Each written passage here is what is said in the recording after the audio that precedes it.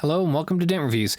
Tonight I'm going to be doing a review of the Kiwi Ears Orchestra Lite. This is an IM with 8 balanced armatures. That's a heck of a lot of armatures in there, and they're all balanced. This is an IM that I listened to in a blind shootout not too long ago with Mark over at Super Review. If I remember correctly, in that blind shootout, this is the one I like the most, and I think I described the treble as ethereal and high quality, if I remember correctly.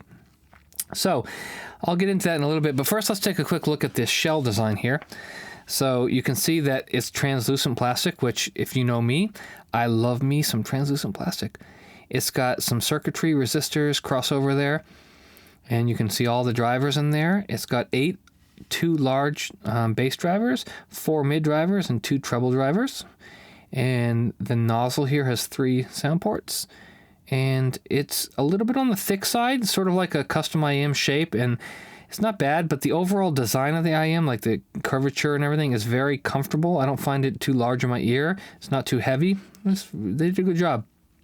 The cable is a standard 0.78 2-pin connector. You'll find that on a lot of like Moondrop and other IMs. So that's that. And yeah, it's just a nice design. I think they did a good job with the shell. It's very attractive. It comes in at about $250. You can get a different faceplate. They have different colors, and this also has a custom option, which I think the custom option comes in at around $400, minus any fees that you have getting your audiologist to make you a mold. So $250 for standard, $400 for custom. It's a pretty good deal. And I think for the sound that these give you, that's a pretty good offering. So let's get into the sound. So when I did that blind shootout, I think I said the treble was very ethereal, and I liked it a lot. That was one of the aspects of the IM that I thought was very, very engaging, and I liked. So after all this time of listening to it more intently and for more time and comparing it to other IMs, what do I think? Well, I do think that it does have a very good treble quality, and I think that part of the reason I found it ethereal is actually the combination of the balanced armature configuration that they use. It does a really good job of portraying a very spacious treble. When I say spacious, I mean it sort of gives you a thick, wide kind of circumference of sound instead of like a flat wall in front of you. It has kind of depth and width to it. And in this particular IM's case, I think it even kind of wraps around you maybe a little bit, and so it just has like a big, spacious kind of sound to it. It's a little bit diffused. What I mean by that is something like the 7th Acoustic Supernova is very dry and has a very delineated, precise, kind of sharp, transient treble attack to it, which sounds very, very high def and precise. These are a little bit more diffused, so something that sounds incredibly precise on the Supernova might sound a little bit softer and less clear and delineated on the Orchestra Lite. That doesn't mean I don't think they sound high definition and clear and well delineated. They do. They're a very good set, and I love the treble on these. But they have a little bit more of a holographic, kind of smoothed over, clean, liquidy sound to them, and I think that's part of the reason I like the treble. Even though the Supernova has a little bit more treble clarity and presence, these sound a little bit more smooth and reverberant and liquidy, and in my case, a little more engaging. The bass on these is also pretty surprising because even though it's all balanced armature and there's even a little bit of extra mid bass at the 100-200 hertz area, I actually find that I sense a very good level of bass definition, surprisingly so. I think it belies the fact that the response would indicate that it's maybe a little bit warm or soft. Well, I don't hear that. Yes, there's a little bit of bass warmth in the response. Like I can hear that there is more mid bass than I would probably clinically prefer. But it doesn't seem to detract from the actual details and being able to hear the bass specifically. It does a really good job of portraying the bass in a way that makes you think it's better than the frequency response would imply. I guess that's the best way to put it. Anyway, needless to say, it's got very good bass. It's not a very bassy IM. I'd say this is kind of in the more light, kind of linear category, but the bass is very high quality, and I do like it a lot. It hits sub bass low when it needs to. The mid bass is, again, maybe it's slightly elevated, but overall it sits well in the mix. There's nothing egregious and like over boosted bass or anything like that. The mids are perfectly linear. I never think about the mids. They're just there when they need to be and not when they don't need to be. The lower treble's phenomenal. The upper treble extends really well. The only thing that I would say is not as ideal in the frequency response, other than maybe the mid bass, is there's maybe a little 3K dip and a little 7K dip and a little bit of wiggles here in the treble. Nothing substantial and nothing to detract from the sound. In fact, I would argue that they probably give that little sense of that ethereal quality I mentioned is probably partly because of the response. I think it might also be because there are so many treble drivers, and just the way that they cross over and interact with each other might give you a sense of that ethereal, smooth, liquidy quality. So I think that compared to the Supernova, which I mentioned, it's less of a dry, crisp treble and more of a smooth, liquidy, kind of reverberant treble. And for me, that's a little bit more emotionally connecting. So I get a little bit more of a response listening to music with these. And somewhere between the two, I think, is the Kiwi Ears Quartet.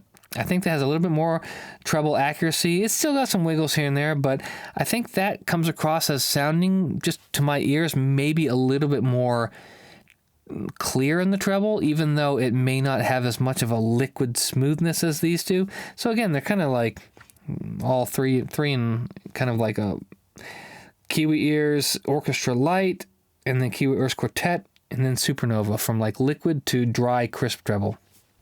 Some song examples I've mentioned in those reviews, so I'll kind of use the same songs, but David Gates' song, Never Let Her Go. That song, I love that song so much, and when the guitars come in, it starts with a guitar strumming on the left side, and then another guitar strums on the right side, and then the strings come in. These do such a good job of portraying all the treble precision and accuracy while being clean and smooth, and as I said, sort of liquidy. So the electric guitar, when it goes bling, it really has that nice nasally body quality that the electric guitar should have in that song. And then you also hear the transients of the acoustic strumming. It's not overly pronounced, whereas the Supernova, they might stand out a little bit more. In this, they just sound well-balanced and smooth, kind of like, I don't want to say soft because that's kind of a negative connotation to it, but in a way soft, like the treble details are soft and smooth, but still easily audible. And then when the strings come in, you do hear enough of the string extension in the treble to make them sound lush and dry and clean and everything. But they also have that nice just tonality in that lower treble that really makes them cut through the mix a little bit, but still not sound too sharp or too rough, and I like that a lot. They're very smooth. The vocal stands really nicely in the mix. The only thing I would say maybe detracts from the other two sets that I mentioned in this particular song is just the spaciousness between the instruments. I think the sense of airy treble that the Supernova has, and maybe even the quartet does compared to this, gives it a sense of having a little bit more spaciousness between instruments, whereas these might just ever so slightly kind of blur the lines a little bit. They sound distinct, they sound delineated, very high quality, and again, even in a sense, almost bigger and more spacious.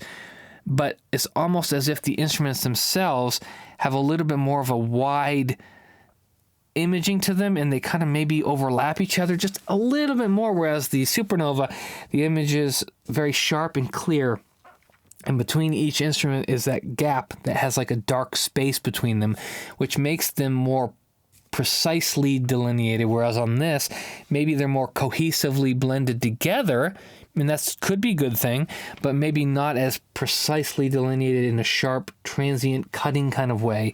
So in that regard, this set, I think, is definitely geared more towards someone who wants an inoffensive treble, smooth, easy to listen to, with a nice, large, reverberant quality.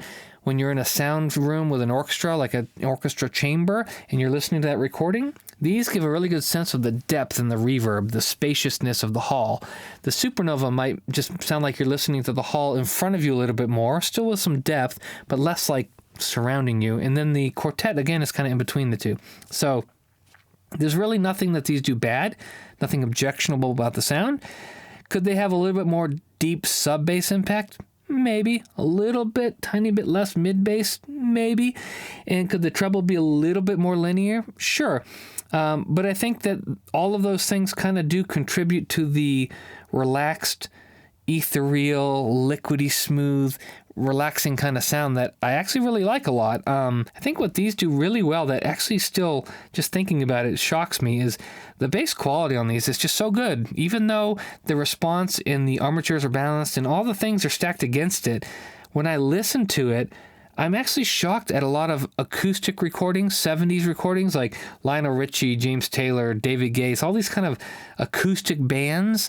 The kick drums and the bass guitars just sound so good that I think that the armatures that they used to delineate that bass, they just did a really good job with that. So I'm going to stop there. If you have any questions about this, please let me know. I really do think this is a great set. I think is a pretty good price point.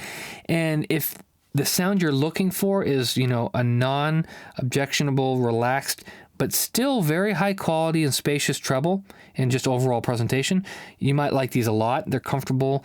And yeah, it's a great set. So hopefully that gives you kind of an idea of how they all stack up compared to each other. But as always, if you have any questions, you know, leave them below and we can talk more about them. And as always, I do thank you guys for watching. Please, if you like this video, click like, click subscribe, and stay tuned for more reviews.